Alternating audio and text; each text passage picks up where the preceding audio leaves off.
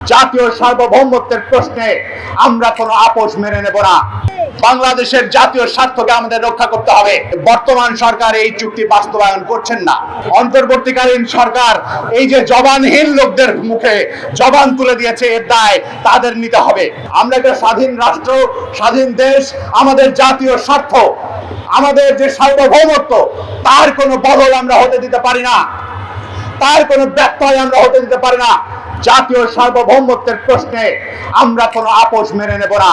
বর্তমান সরকারকে আহ্বান করে আপনারাও বাংলাদেশের জনগণকে সাথে নিয়ে এই দিল্লি, পিন্ডি, ওয়াশিংটন সকলের সঙ্গে নেগোসিয়েশন করেন। কোনো ছাড় নয়। বাংলাদেশের জাতীয় স্বার্থকে আমাদের রক্ষা করতে হবে।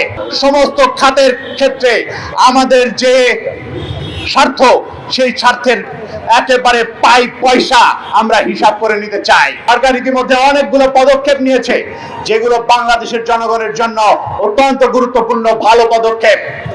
বাংলাদেশের জনগণের জন্য তাদের যে সমস্ত পদক্ষেপ আছে, তার ভেতরে আপনারা দেখবেন যে জলমহলের ইজারা প্রথা তারা বাতিল করেছেন, যেটা আমাদের বহুদিনের দাবি ছিল। আমরা সৌর বিদ্যুতের কথা বলেছিলাম, তারা সেই বিদ্যুৎ করছেন, এটা আমাদের দাবি ছিল। তারা ভিআইপি কালচারকে বাড়ি পাঠিয়ে দিয়েছেন, এগুলো খুবই জরুরি প্রশ্ন ছিল। বাংলাদেশে তারা বৃক্ষরোপণের কর্মসূচি নিয়েছেন, বাংলাদেশকে সবুজায়নের কর্মসূচি নিয়েছেন। তারা যে তিস্তা চুক্তি এবং তিস্তা মহাপরিকল্পনা বাস্তবায়নের কথা অঙ্গীকার ব্যক্ত করেছেন, এই সমস্ত জায়গায় বাধা হয়ে যাতে কোনো কিছু দাঁড়াতে না পারে, সেটার জন্য আমাদের প্রস্তুত থাকতে হবে। সেটার জন্য আমরা জানি যে বর্তমান সরকার এই চুক্তি বাস্তবায়ন করছেন না।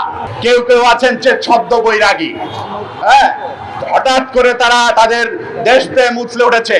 17 বছর ধরে ভারতের কাছে যত ধরনের চুক্তি, তাদের তাতে কোনো ধরনের মাথা ব্যথা ছিল না। হঠাৎ বৈরাগী হয়ে তারা খুব মার্কিন চুক্তি করছেন।